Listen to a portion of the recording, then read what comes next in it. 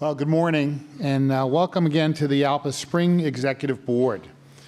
It's truly my pleasure to join you and update you on the state of our finances after a couple of years that, quite frankly, no one could have imagined. First of all, though, I'd like to say how great it is to see everyone's faces in person. That counts for today, of course, but I also want to comment about just being back in Valla Park and seeing the staff on a daily basis. As has been said time and time again, our staff really stepped up during the pandemic in so many ways. And while the whole situation was not ideal, they continuously rolled with the punches and made sure our pilots were fully and completely supported. A special shout out to the finance staff who has helped me over the last 2 years and every single day. So now that we're here in Valla Park in person, there's an energy, there's a buzz, and I love being here. We actually just had a very well-attended Secretary-Treasurer's conference last week. I love seeing the people and seeing and talking to the people I haven't talked to in over 2 years. Even looking out the window and seeing all the progress made in the Tyson's Corner area.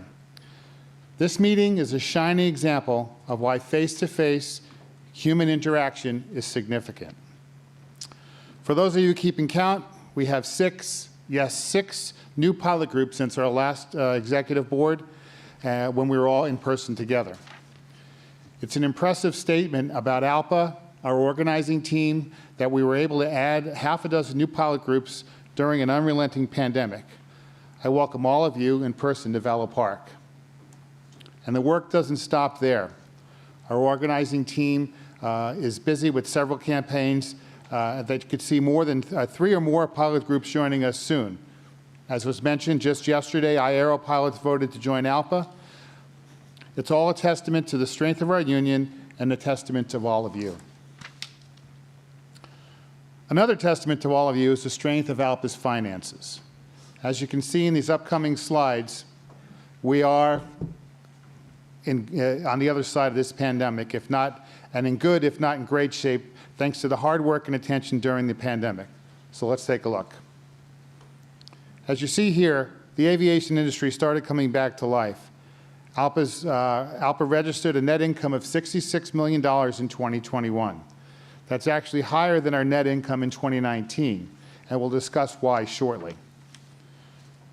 For 2021, though, it's due both to higher than expected dues, and once again, thanks to our pilot and staff who worked tirelessly on the payroll support programs and the lower than expected actual expenses impacted by fewer meetings and less travel.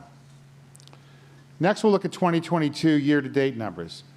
As of March 31st, the results show a current loss of just over $5 million that is almost entirely due to a poor quarter of our investments. Actually, to be more specific, it was the second half of the first quarter. And anybody who's got a 401k knows how we were affected in the first quarter of this year. Higher expenses contribute some as well, as everyone got back to work, back to traveling, and back to in-person meetings. Just like last year, continued improvements in the airline industry are expected to drive more revenue during the rest of the year, while the simple act of getting back to holding meetings at ALPA will drive up expenses. This next chart, there's a lot to look at here, but the next few slides showcase our dues revenue and expenses actual versus budgeted.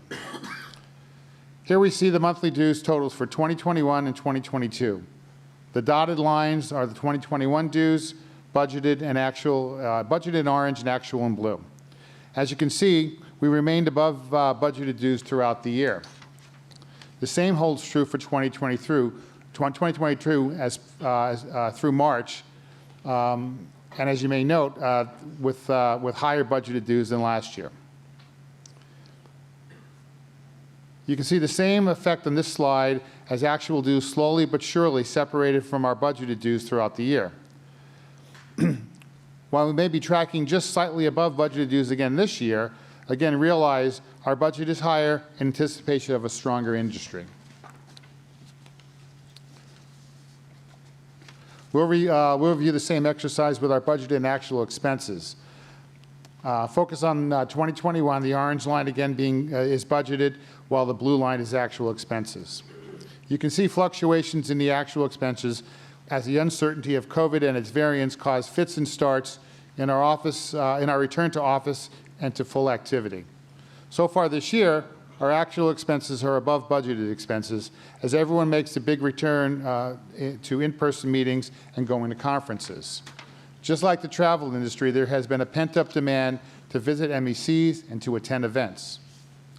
We expect those to merge closer together, if not overlap, as the year continues. Again, we'll look at the cumulative year for expenses. Even with the ups and downs last year, when it all adds up, we came through with lower actual expenses than budgeted.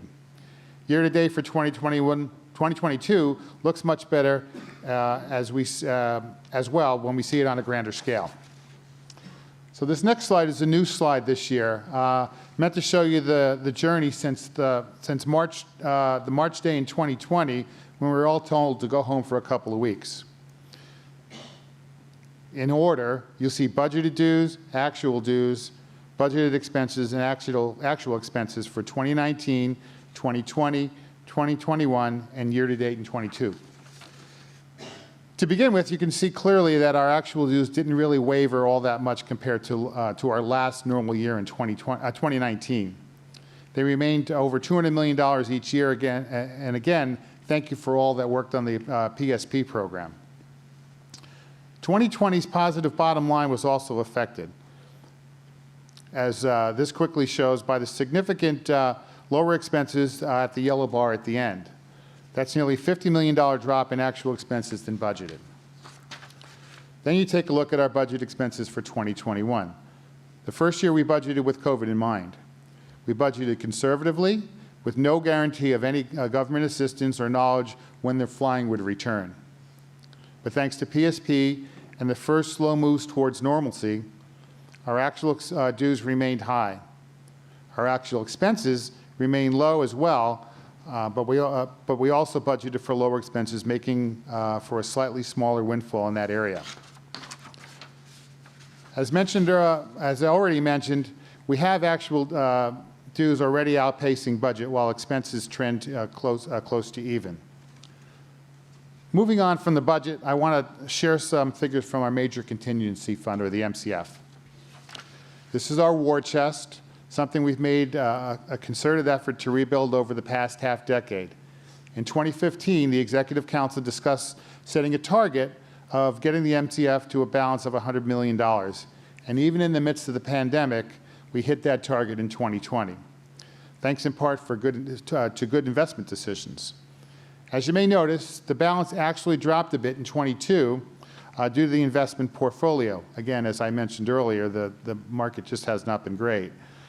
Luckily, the MCF is invested conservatively, so the percentage of loss is much less than experienced by the stock market as a whole. New in 2022 is the MCF Contract Implementation Program. To date, 3 MECs have just this week begun to receive grants from this program that provides funding to support contract implementation and grievances for when the company inevitably gets amnesia about the things they just negotiated. Currently, we have 16 airlines in some form of Section 6. This program will be tested with several of those being larger airlines that are getting close to completion. Similarly, you can see the same thing happen with the OCF, the Operating Contingency Fund. We've built it from practically zero over the past decade, allowing it to continue to be a great source of help to MECs and one of the many benefits of inclusion in ALPA. In 2021, 6 MECs received funds from the operating fund to support their negotiations, and 3 MECs accessed contingency fund to pay their bills due to lack of funding. Also, in 2021, ALPA introduced for the first time 2 group Medicare Advantage plans for our retired members. Both plans include Part D prescription drug coverage and are available nationally. Participants don't have to use any in-network doctors. They can see any doctor that's eligible to receive Medicare payments. There are many convenient features for our retirees, such as telehealth visits, in-home visits, 24/7 nurse line, and much more. So I spoke earlier about how great it's to be back here in Vallow Park. At the same time, we must constantly be looking to the future and planning ahead. As you are aware, last year ALPA started a building fund so that when this lease with Vallow Park is up, we have options. The fund will allow us to stay here, move elsewhere, or even build a different location if it's decided that's the best option. It doesn't mean we're leaving. It doesn't mean we're staying. It means we're responsible and providing ourselves options for the future. The Executive Council formed a President's Committee for Headquarters Planning with the mandate to stay on top of this issue. We will be firming up on who is on that committee very soon, and we'll bring it to the Executive Council at our next meeting. The first report of the committee is due this time next year. So we've only barely begun our time in Vallow Park, so there are still many years before a decision has to be made. And who knows, some of you right here in this room might be part of that decision. For today, though, I want to once again say welcome to Vallow Park. Thank you for being here, and thank you for being a valuable and instrumental part of ALPA. We couldn't have made it through the past 2 years without every single one of you. Thank you.